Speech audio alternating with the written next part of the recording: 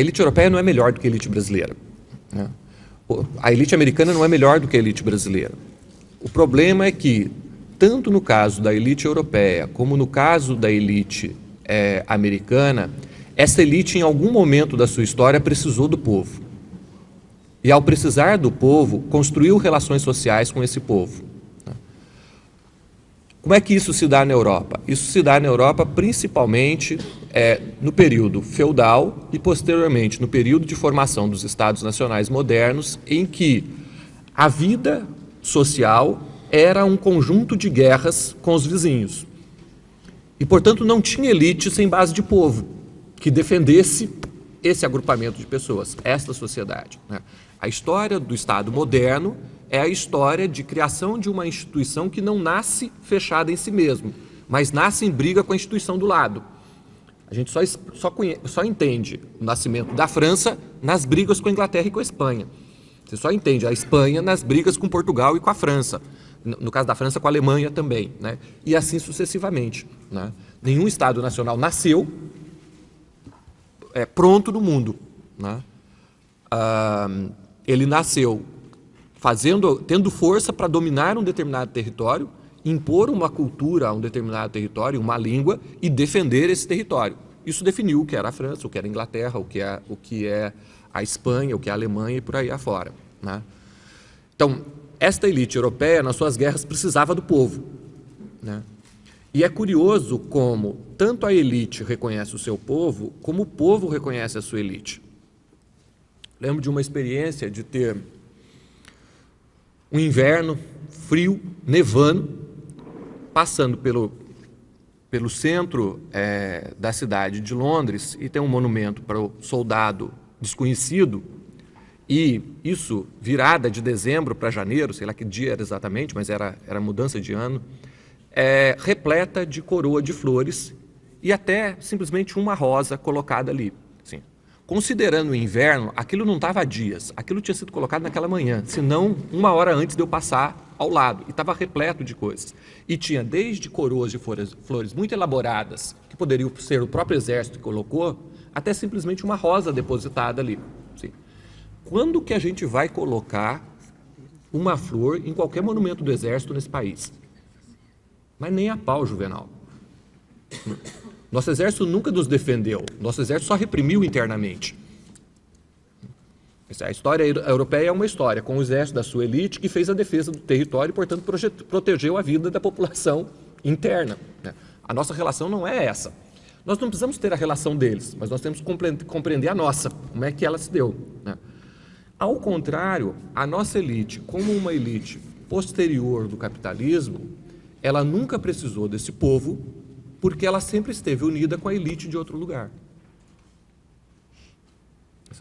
Ela nunca teve necessidade desse povo. Eu falei do Mato Grosso do Sul, porque no Mato Grosso do Sul ficou para mim mais explícito, porque quando a gente cresce num centro urbano, seja Curitiba, seja Rio de Janeiro, seja São Paulo, é difícil a elite se desligar completamente do seu povo. Ela consegue desligar de uma boa parte. É só a gente ver o acidente do edifício que incendiou e pegou fogo em São Paulo, né? A população que morava ali estava completamente... Ela não existe para a elite brasileira, né? Mas para um industrial, ao menos o trabalhador da sua fábrica existe. Ele é obrigado a ter relação social com esse personagem, né? Ao menos com o dono da padaria ou os funcionários da padaria, onde ele vai de manhã, existe. E veja, quando tem uma política industrial, mais do que simplesmente ser um consumidor, ele é completamente dependente do trabalhador da fábrica dele. Se todos os trabalhadores saírem, a fábrica fecha. É claro que ele tem um lastro econômico maior do que cada trabalhador individual, mas ele é codependente de quem trabalha para ele. Quando eu cheguei no Mato Grosso do Sul, era o avesso disso. Por que era o avesso disso? Um agrobusiness quase todo feito com máquina, totalmente agroexportador, as 200 mil pessoas de Dourados não interessava para absolutamente nada para nenhum fazendeiro. Eram pessoas que, desculpe o linguajar, mas assim, enchiam o saco. Estava atrapalhando. Simplesmente está ali, não deveria estar ali. Porque ele efetivamente precisa de 10 funcionários para operar as máquinas, para fazer alguns bilhões que ele vai vender para o mercado exterior. Ele não precisa nem de quem trabalha, nem de quem consome, nem uma coisa nem outra. E, via de regra, ele vinha fazer compra no Sudeste, né? Quando eu tinha que voltar domingo à noite, era um tormento pegar o avião. Porque assim, a quantidade de casais com filhos, que eram 50 malas cada um de compra voltando para Campo Grande ou voltando para Dourados, era um negócio de maluco. É fora da casinha para qualquer um de nós entender o que é a vida de um cara desse, né? Então, veja, a nossa elite, por que ela é uma elite do atraso? Porque ela nunca precisou ter plano nacional ou compromisso nacional, porque o compromisso dela estava com a elite do exterior. Ele é codependente de quem compra soja, não de quem mora na fazenda, de quem mora na cidade em que ele mora. Ele é codependente de quem movimenta a bolsa para ele especular com os commodities, e não outra coisa. Num momento de financiarização da economia, isso fica mais evidente ainda, né? Você não precisa de gente para fazer dinheiro no mundo financeiro, né? Você faz dinheiro sem gente. Gente atrapalha, na maior parte das vezes, né? Então, para a gente efetivamente, que meu tempo já acabou, acho, né? Para a gente efetivamente chegar no contexto de hoje, eu confesso que em algum momento dos anos 2000, eu fiquei bastante iludido.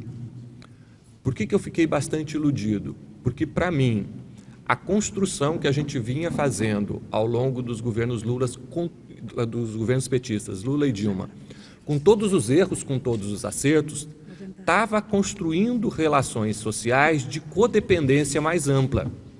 Assim, um exemplo bem básico, o Brasil estava criando um mercado interno.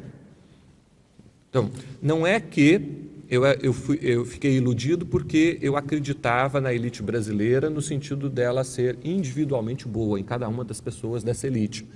Mas, para mim, ela estava começando a ficar codependente, né? Por que ela estava começando a ficar codependente? Porque o mercado interno brasileiro estava se tornando tão importante quanto o mercado externo brasileiro, né? E inventar um mercado interno é inventar uma elite que depende, pelo menos, de quem consome. Para ela ganhar dinheiro, ela precisa que o pessoal continue consumindo, né? Mas talvez isso tenha sido um processo histórico ainda muito curto e não consolidou, né? E é incrível como, na sua codependência das elites externas, esta elite jogou, inclusive está jogando, inclusive a sua possibilidade de maior lucro pela janela. Assim, num primeiro momento é quase impensável entender como é que um capitalista pensa em não ganhar dinheiro, né? Não é que ele está pensando em não ganhar dinheiro, mas se entendermos agora não relações patrimonialistas como uma palavra mágica, mas o forjar ao longo da história de uma forma de relação, não só com o Estado, mas com as outras pessoas, em que eu não tenho que dividir nada com elas, assim, isso está dentro da elite brasileira. Esta forma de pensar está dentro da elite brasileira. E ter que compartilhar com aquele sujeito que não participava do mundo dele, alguns pedaços desse mundo, está incomodando mais do que ela perder dinheiro momentaneamente, né? E aí, efetivamente, ela é a elite do atraso. Porque, assim, ela é do atraso para os padrões capitalistas, porque ela prefere não ter capitalismo. É louco. É louco o capitalista que não quer capitalismo, né? Mas, em última instância, um bom capitalismo, isso não é palavra minha, vários autores brasileiros já disseram isso.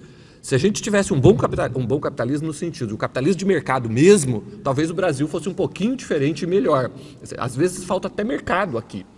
As relações mais opressoras do mercado, às vezes fazem falta aqui, porque a gente consegue ter relações, mas volto, nunca palavras mágicas que autoexplicam as coisas. Nós temos que decifrar estas relações. E essas relações nunca é mercado e Estado separado um do outro, né?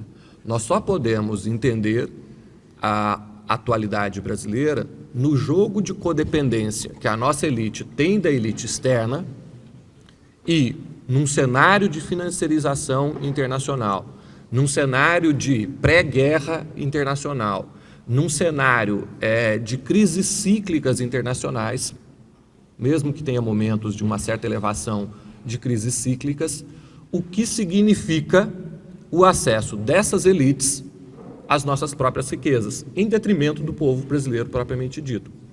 E isso é mais importante para a elite brasileira, a sua manutenção de aliança com a elite de fora, do que necessariamente qualquer acordo que ela possa fazer com o povo brasileiro, né? Porque num capitalismo cada vez mais financiarizado, menos dependência esse capitalismo tem efetivamente de povo, né? Ele nunca está ausente do povo, porque no limite, se o capitalismo colocar o povo todo para fora do próprio sistema capitalismo, do sistema capitalista, ele não segura o problema social derivado disso, né? O capitalismo vive num equilíbrio em ter que manter um mínimo de condições de que o problema social, ainda que seja grave, não estoure num ponto em que coloque em xeque o próprio sistema. Então, ainda o que segura é esse pequeno laço que sempre pode romper, né? Mas a elite brasileira, hoje, e talvez como sempre, né, talvez desde a nossa independência, nunca apostou num projeto propriamente nacional, e nesse sentido é que nós podemos dizer que ela é efetivamente uma elite do atraso. Obrigado.